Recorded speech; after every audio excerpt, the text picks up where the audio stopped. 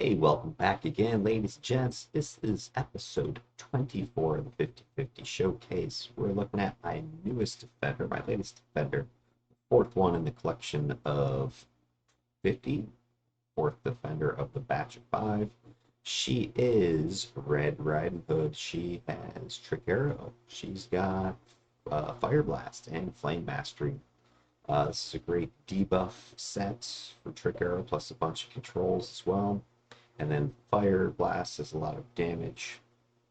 So you're going to see me laying down some debuffs first, try to shred defenses, resistance, enemies, movement, that kind of stuff, and then just drop the pain on them at that point with things like Rain of Fire and Fireball, etc., etc.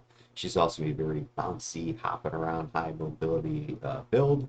And like a few of my other defenders at this point, she is not your buffer. She's not your healer. She's not going to try and run around saving you.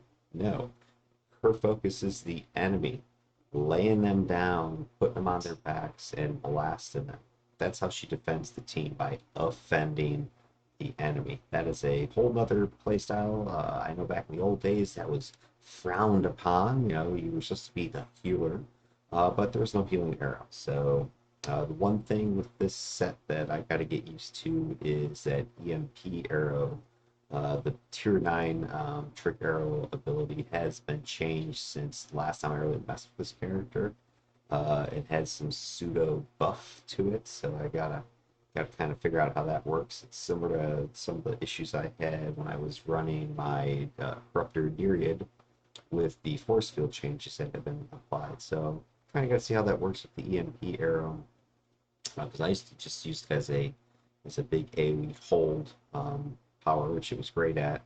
Of course, it had a big endurance cost. That was a problem. But the modified version is sort of a bubble buff thing that it creates. So anyway, I can see how that works in gameplay, because I'm not 100% sure how it's going to go down.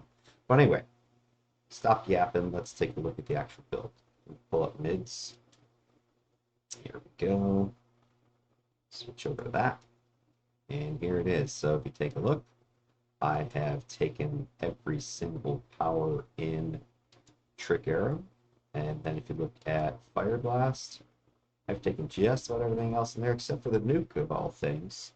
And you'll see why, because my stuff is really concentrated on range, staying back, laying down the tricks, dropping the blasts, not charging into, nuke. So that's why I didn't take it. I've got plenty of other ways of, damaging, just nuking enemies' defenses and such. I did take Flame Mastery, which gives me some more of that fire, so I do have some shields there, some controls there. I have the big old melee attack, so if I do need to get in there and smack somebody, I can do that. And of course, I've got Rise of the Phoenix, because you're going to die every now and then, especially playing Trick Arrow. You don't have any ways to heal yourself, really, so, you're just going to face plant every now and then. But Rise of the Phoenix is a nice res, self-res, plus it does damage to the enemies around you. So, hey, it's a great in-combat, get back on your feet type of power. So let's take a look at what I've got here and what the strategy is. As I mentioned, Trick Arrow is a very strong debuff set. So that is going to be my purpose. I am going to be debuffing accuracy and perception with Flash Arrow. I'm going to be debuffing, let me pull up the pop-ups here.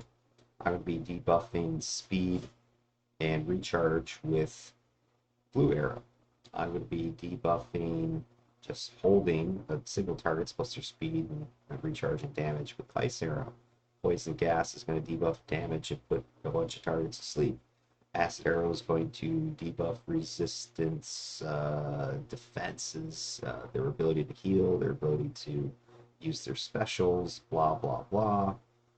Disruption Arrow, that's a minus resistance. By the way, Acid Arrow, I was kind of pausing a little bit because this was another power that did get revamped when Trick Arrow got redone, I don't know, a couple pages or so ago from, I think it was issue 26 when it did that.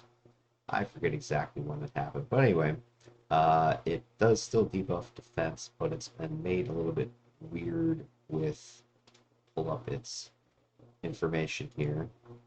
So it is going to reduce the target's defense as well as their resistance to debuffs. So it's not just damage resistance. Sorry, it's not damage resistance anymore. It's debuff resistance, and it makes them harder to heal. So they have resistance to self heals. So that's kind of a useful power, let's say, versus arch villains, hero, giant monsters. I don't think in everyday mobs, level 54 lieutenant or boss is really going to matter too much about the debuff resistance and the healing resistance, but it can make a difference when you are fighting those plus fours or when somebody's sidekick to you and they're actually fighting a plus five and they're trying to lay down some debuffs and things. So I could see where that might be a little bit useful against a tough boss. But anyway, mostly I think that's for those single hard targets, end of a strike force type of thing. Disruption arrow, that's your big minus resistance power.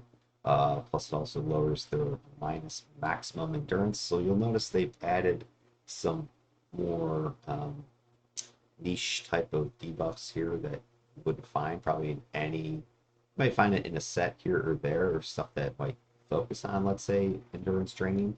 But Trick Arrow brings everything to the table, so that's kind of what's interesting about it. Also, what's sort of hard to play about it. Uh, you have a arrow for everything. Toil Slick, there's minus speed, it's got some knockdown, some more minus defense. It also has a special, which is it can be ignited and burn a bunch of people. EMP arrow, that's the one I was just talking about. It's got, pull this up, it's got the AoE hold still, but then it has this other weird stuff that it does. So it'll hold a bunch of guys, but then your allies who are within the range of the pulse have their damage resistance buffed. And it also adds a status protection, knockback protection, endurance protection, recovery debuff protection. So it's sort of a a buffing just blast power, which is kind of weird. I think where it might be tricky, no pun intended, is that the people who probably could benefit the most from these types of things are not the people that are going to be standing next to the target of this EMP arrow. Typically, you're firing EMP into the middle of a group of enemies, and so your squishier allies who use this are probably standing back at range with you. So unless you're blasting point blank, because I think it's now I don't know if you need a target anymore for this one. I don't think that you do. That's the other thing. They changed some things from targeted to patch powers. Some people like that. Some people, I'm kind of on the fence because I was used to Trick Arrow just being targeted and you just would pick somebody and blast them. And also now I got to think, oh, I got to drop a patch somewhere. So it's a little bit harder to use like in the heat of a battle. Because as you're doing patches, where do I put this thing? There are some keybinds you can do. I haven't done it myself where you can set it so that the location of a patch is target or self or whatever it is. I probably should learn that at some point. I just haven't. But anyway, that's for me. It's made it a little bit harder to use Trick Arrow because I used to be able to just, target. For instance, I think it's poison gas is now a targeted AoE, so I think it's a patch now. So whereas before, I'm pretty sure it was just a target aim at somebody and shoot. Now, when you click this power, it's a reticle. You got to drop it or a little patch thingy. So anyway, that's what makes it a little bit harder these days. Other than that, you've got Fire Blast, which is said to be like the most damaging blast set out there, just mostly because I think damage over time is its secondary effect. But with mine, I've gone ahead and put chances for hold and flares and Fire Blast in order to. I take Blaze. I should have Blaze somewhere if I find it. Blaze I did not put in there. I had a chance to build up there. So I do have a couple of hold procs to help team up with Ice Arrow's hold. Shut off these pop-ups again. And that'll give me, chances with Char, Ice Arrow, EMP, these hold procs, and Fire Blast flares. I should be throwing out a lot of holds on targets. That's kind of the benefit of that. And then I've got Fireball with the Posse's Blast and Rain of Fire with Posse's sitting in it. With these two, I don't think I put I did put the chance for energy damage there in Fireball. And Fire Breath I did not. So really just Fireball has the extra damage proc in it. I grabbed Blazing Bolt. That's got the Sting of Manicore and the chance for Toxic. So I have some, damage procs thrown in there as well. I did not take the +2 mag chance for this lockdown, because I don't think this power is really up enough for, really justify it. So anyway, I didn't bother. Plus EMP actually I think has a really high mag anyway, if I remember it correctly. So that's why I really didn't bother with that. Poison gas, I grabbed the Fortunatus Hypnosis chance for Placate. It's a sleep set. So, you drop this in the middle of a crowd. Not only will you sleep, but if they do get wakened by someone else, for instance, you might have some placated foes that are not just going to go ahead and blast you.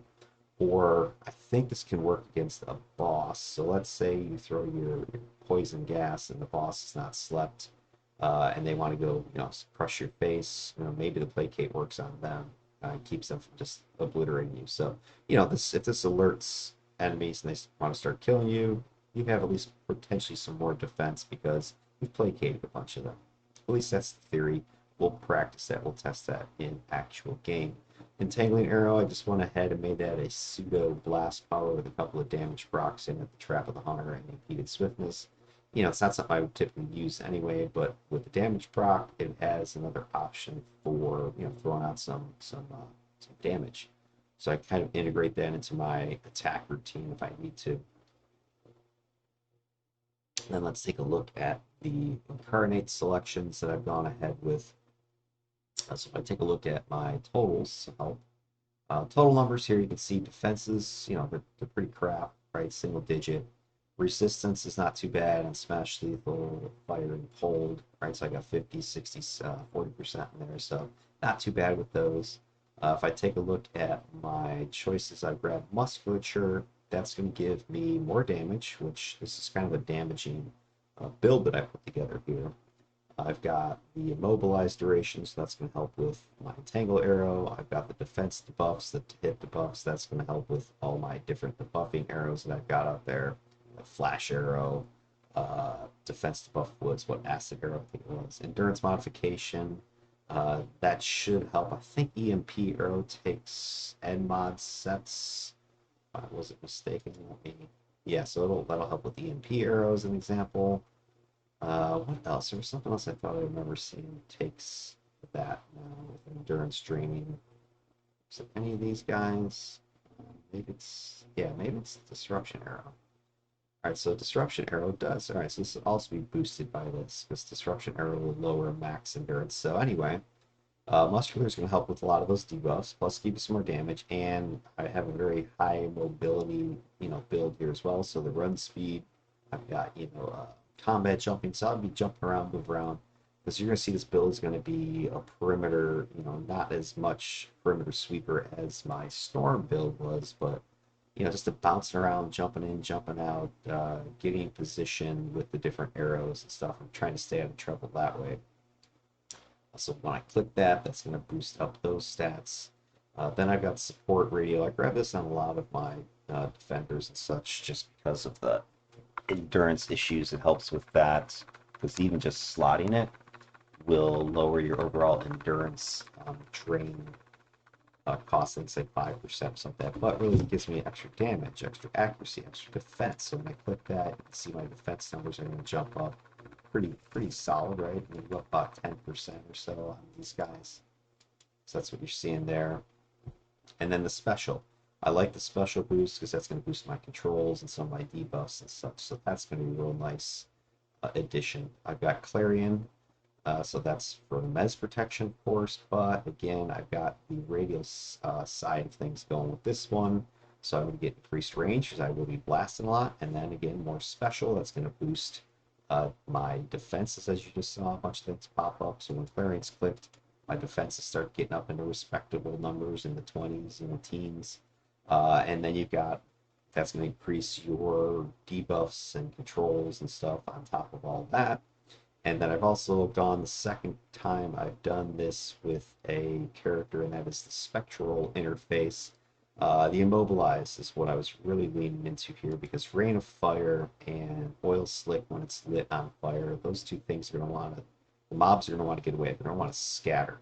So if I have some immobilize proccing with the spectral interface, that'll prevent that because I don't have any big AoE immobilize. All I have is an entangling arrow.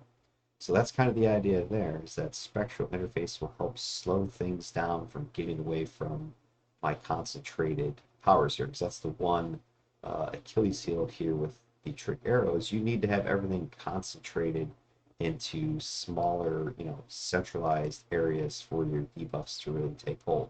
If you got stuff running all over the place, scattered all over the place, and you're trying to shoot acid over here and EMP over there and poison far away, you're just diffusing all of your stuff, and that's going to cause problems. Trick Arrow's real strength is being able to layer on those debuffs and controls to the point that you just neutered an entire group of foes. It's also a problem because it takes you 2, 3, 4 shots in order to actually get all the stuff layered. And in the meantime, you'll be taking return fire. So it's kind of a mixed bag here. You've got a lot of potent debuff, but a lot of times you're kind of exposed as you're trying to layer it on. So this is really probably going to shine much more, and you've heard me say this one before, in a team setting, because you've got other people pulling some aggro, especially you got some tank or something like that who's gone in and is now gathering foes around themselves.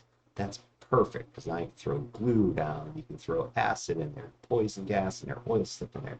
You're just dumping debuffs right on top of that tank, and it is just going to tear up those enemies that are gathered around them. And then you're just dropping things like fireball and rain of fire on top of them, fire breath. You don't have any really huge nukes yourself, but you're going to be chipping in with all that damage. So this is really I think this is a great support build for brutes, tanks, scrappers, people that are going to be able to get in there, draw aggro, pull things into a location, and then you can just dump the pain on top of that. And if you're also teamed, let's say, a blaster who's really going to lay out some damage, they're going to do even more because you're like lowering defenses and resistance and all this other stuff. And it also helps to keep the rest of the team safe because the enemy's abilities have been debuffed. Their ability for secondary effects, healing, their resistance, debuffs, and you name it. This can really help supplement and amplify everybody else's powers and things. So other than that, I've got Pyronic as my big nuke, and then I grabbed the Knives of Vengeance, because those are really fun. They're kind of sort of like what this character is, sort of this assassin-y, sneaky, running around shooting stuff type of build. All right, I think that covers the main stuff I wanted to mention. So you know what comes next. I'm going to go ahead and run a couple of solo missions against some council. And then I'm going to run 2, 3, maybe 4 team missions to show you the difference between solo strategy, how the build is designed to work and how each of those individual powers can be leveraged, and then team when you don't know what's going to happen and it really challenges you to probably tweak your thinking on how you're going to actually operate. And this is sort of a cool thing about the way I'm kind of trying to do these, is that we have the on paper version of a build, which you always see on the forums. Oh, this is the best build ever. But then you see the in practice stuff, the solo and the team. And then the other thing is that you see the solo, which is one thing, and then there's team, which is a whole nother thing, especially when you're playing with a team of pugs, pickup group. You don't know these people, you don't know what they're doing, you don't know what their slotting is, you don't know what their builds are, you don't know their archetypes. So how do you adapt your solo thinking about what the build can and should do to a team's craziness and what they're actually doing? So I think that's kind of the cool thing here, is you're able to see those different aspects, the on paper, the here's how it should work with the solo, and then here's how reality is at a team environment. All right, I'm gonna go ahead and hit this, and then we'll get started on some of those solo teams.